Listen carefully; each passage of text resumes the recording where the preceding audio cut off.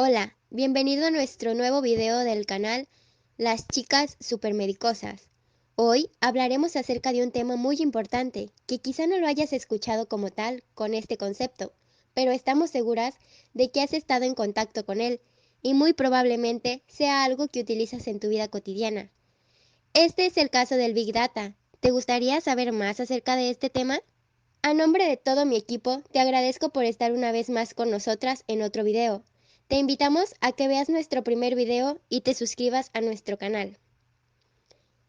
Algunos de los temas que mencionaremos en nuestro video son principalmente el concepto del Big Data, su historia, las ventajas y desventajas del Big Data, sus beneficios en el área de la salud y en la medicina. Además, analizaremos también un poco sobre cómo será el futuro de la medicina con estas nuevas tecnologías. Vamos, acompáñanos a conocerlo. Dentro del amplio repertorio de tecnología que tiene lugar en el sector sanitario, distinguimos al Big Data como un elemento tecnológico reciente pero esencial para entender la medicina e investigación actual.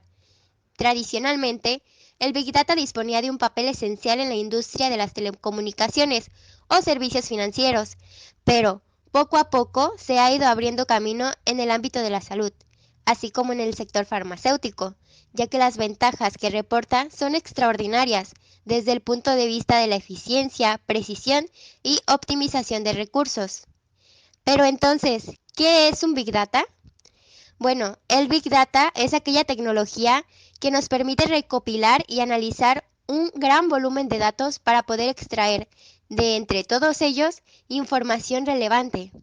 Entonces, el Big Data es un modelo de procesamiento que nos permite la recopilación y procesamiento de grandes cantidades de información, con el objetivo de encontrar patrones e información de utilidad, correlaciones, filtrar la información de manera óptima, de tal manera que los datos puedan ser procesados y analizados en la medida que lleguen al proceso, siempre y cuando los métodos convencionales no sean suficientes para analizar todo el volumen de información.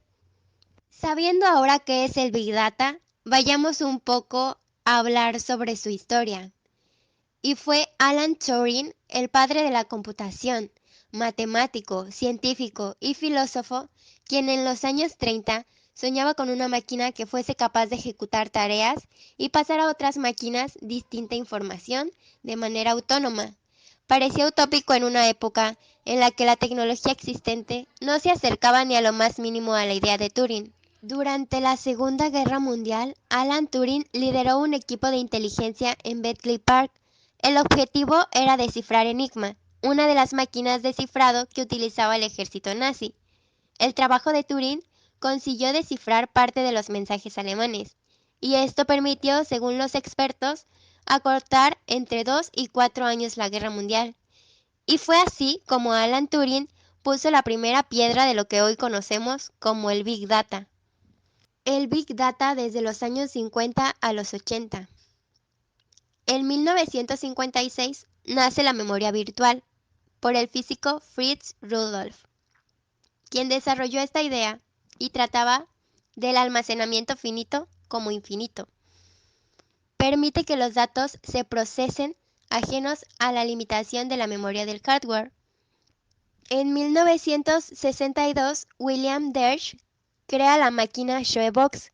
Este sistema es capaz de comprender voz por primera vez, 16 palabras y 10 dígitos en inglés hablado. En 1966, a finales de la década de los 60, cuando las organizaciones, gracias a la cantidad de información existente, diseñan y desarrollan sistemas de computación más avanzados, los cuales les permiten automatizar sus sistemas de inventario.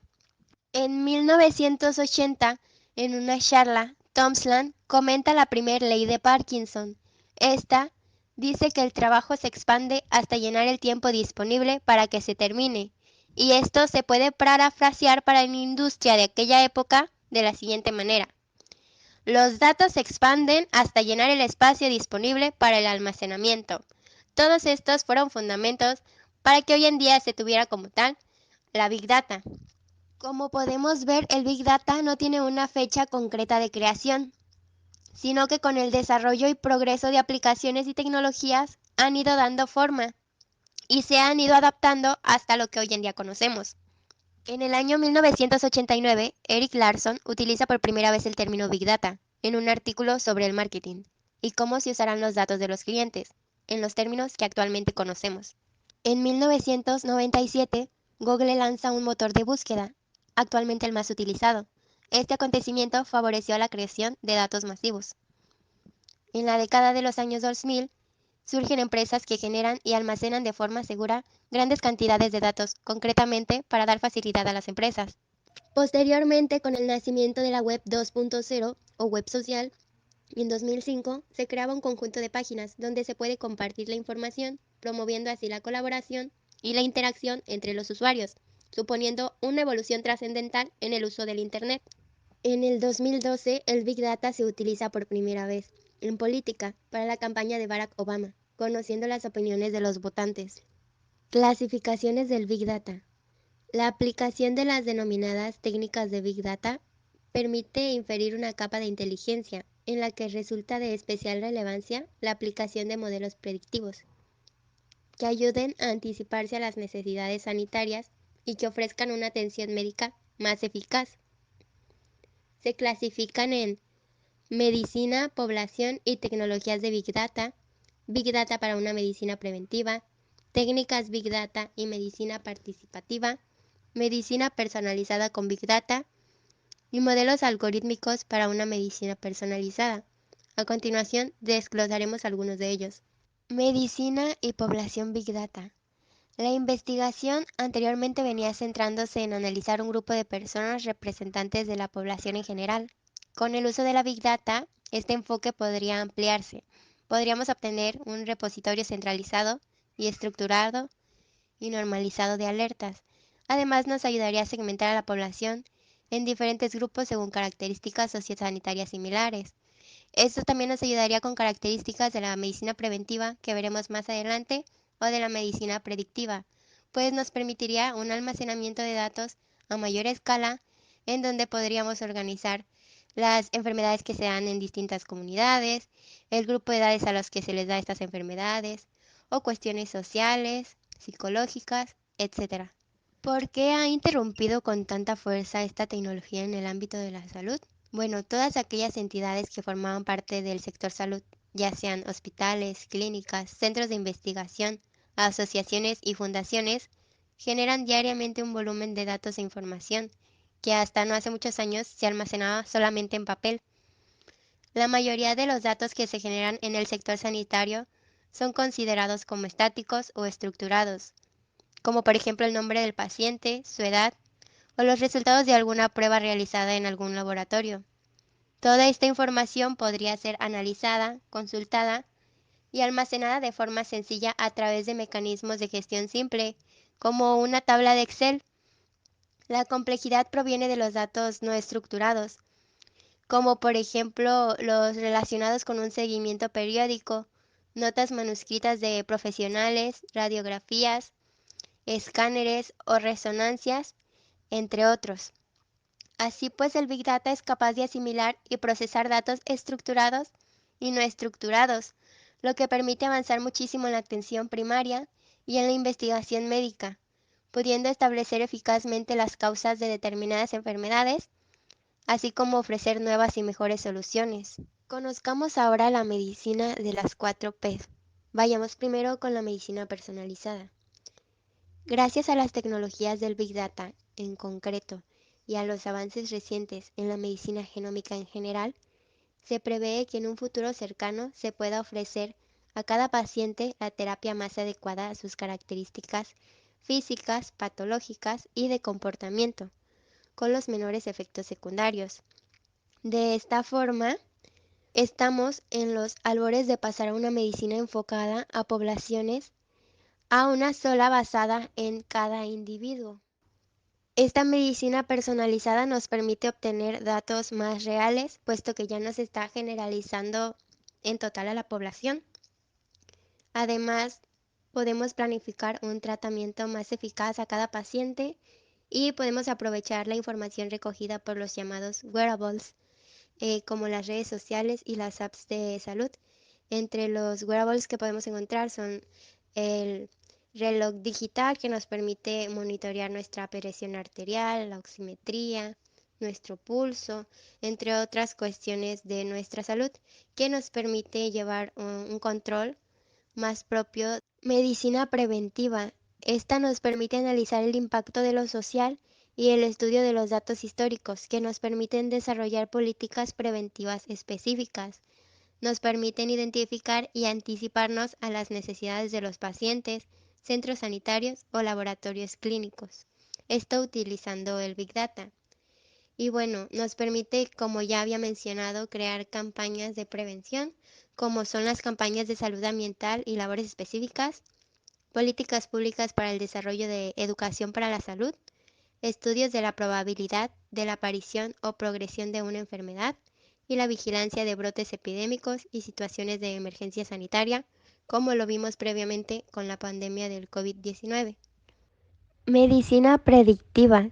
Gracias al Big Data y al análisis de datos procedentes de los equipos que monitorean a los pacientes, también se pueden medir algunos parámetros médicos mediante la correlación de estos datos con otros procedentes, como imágenes médicas o análisis clínicos. Esto nos permite detectar la existencia de posibles patologías antes de que aparezcan los primeros síntomas. Finalmente, la cuarta P de las nuevas maneras de hacer medicina es la llamada medicina participativa. Esta nueva manera de hacer medicina difiere de las anteriores, en que sitúa al paciente al centro de la misma. En este sentido, la aparición y consolidación del uso de las TICs en salud provoca una serie de cambios que nos lleva a un nuevo modelo de provisión de servicios de salud y a una modificación sustancial de la relación paciente-profesional de la salud. En este sentido, el paciente, como punto número 1, quiere ser más participativo en la relación con su médico, está más comprometido y es mucho más activo, proactivo y partícipe y responsable, sobre todo a la hora de tomar decisiones. Y como punto número 2, está comprometido con su enfermedad, desea controlar lo que sucede y para ello tiene en Internet una gran herramienta de información y asesoramiento. Y como punto número 3, a veces elige a su médico a través de las valoraciones y opiniones de Internet y muy habitualmente en redes sociales. El Big Data y la cronicidad. Algunos colectivos como las personas con discapacidad y los enfermos crónicos son dos colectivos especialmente vulnerables que pueden verse enormemente favorecidos con la aplicación de Big Data en la salud.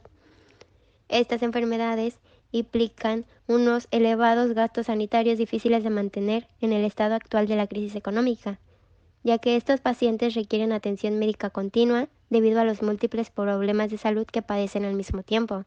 La prevalencia de las enfermedades crónicas es alta y creciente.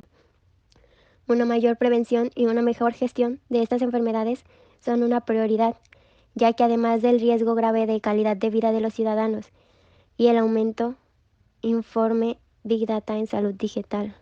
Veamos ahora las ventajas que nos trae el Big Data a la salud.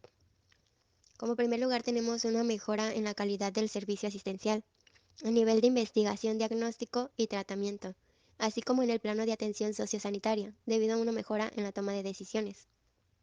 Nos permite avances en la investigación farmacológica, reduciendo tiempos de estudio, optimizando los recursos disponibles y proporcionando nueva información para el desarrollo de nuevos fármacos. Promueve la creación de la medicina de las 4 Ps. Gracias al uso de Big Data, la medicina del futuro será más personalizada, preventiva, predictiva y participativa. Los colectivos especialmente vulnerables, como lo acabamos de mencionar, pueden verse especialmente favorecidos por el uso del Big Data en la salud, ya que permite el desarrollo de modelos más eficientes de atención sanitaria y vida independiente. Por último, vemos una reducción del riesgo de fraude en los procesos sanitarios, al establecer un mayor control sobre los mismos, ofreciendo nuevas herramientas de previsión de posibles ataques cibernéticos o identificando relaciones ocultas y patrones de conducta, evitando posibles amenazas en la seguridad de los datos. Desventajas del Big Data. Calidad y cantidad de los datos. La gran generación de información nos lleva a dos problemas fundamentales. En primer lugar, el enorme volumen y constante aumento de la cantidad de datos que hace que se vuelva más difícil su estudio y provoca la obsolencia rápida de softwares que rápidamente ven rebasada su capacidad de procesamiento de los datos. En segundo lugar, los datos son variados y no son útiles para un propósito definido, lo que nos hace tener datos basura que ocupan espacio y generan la necesidad de depurarlos. Sin embargo, esto también sucede con los datos almacenados en papel, como se utilizaba anteriormente, por lo que realmente esto sí es de utilidad, aunque a la larga puede generar una sobreproducción de datos. Otra desventaja es la falta de personal capacitado, pues al ser una ciencia en desarrollo, aún hacen falta expertos calificados para cubrir las necesidades de este mercado. También encontramos la ciberseguridad y políticas de protección de datos, pues hay un aumento de intereses por empresas por estos datos y los gobiernos deben actualizar constantemente sus políticas de uso para que estas empresas le den los datos a ciertos consumidores. Además, el hecho de que diversas empresas de toda índole tengan una gran reserva de datos, incluyendo datos financieros, los hace blancos potenciales de ciberataques, con el propósito de extraer toda información de sus usuarios.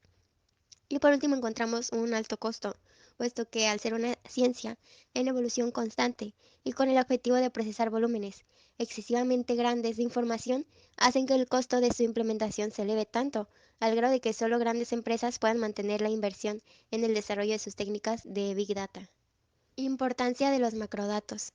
Disponer de toda esta información registrada y concretamente gestionada nos ayuda a obtener los patrones reales de cada paciente y de los avances en medicina e instituciones sanitarias. Esto resulta de gran utilidad para el personal médico, que puede atender de una manera más rápida y efectiva a cada paciente, encontrando lo que realmente es eficaz para ellos en una cantidad menor de tiempo. Beneficios del Big Data en la salud. El Big Data permite realizar diagnósticos más precisos y seguros por parte de los profesionales sanitarios, comparando en minutos miles de datos, así como la sintomatología del paciente y las posibles enfermedades relacionadas. A partir de la aplicación del Big Data en la toma de decisiones clínicas, se fomenta el desarrollo de la medicina predictiva, siendo capaz de determinar las posibles enfermedades a las que el paciente se podría enfrentar en un futuro. Además, en el sector farmacéutico resulta esencial para analizar y procesar de manera más rápida y sencilla la información obtenida de ensayos clínicos, mejorando la eficacia de los fármacos y reduciendo el coste en sus desarrollos.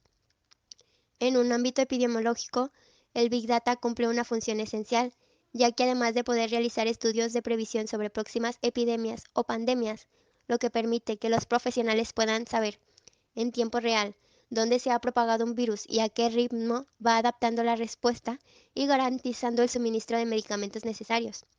También reduce el coste asociado a estos estudios a gran escala.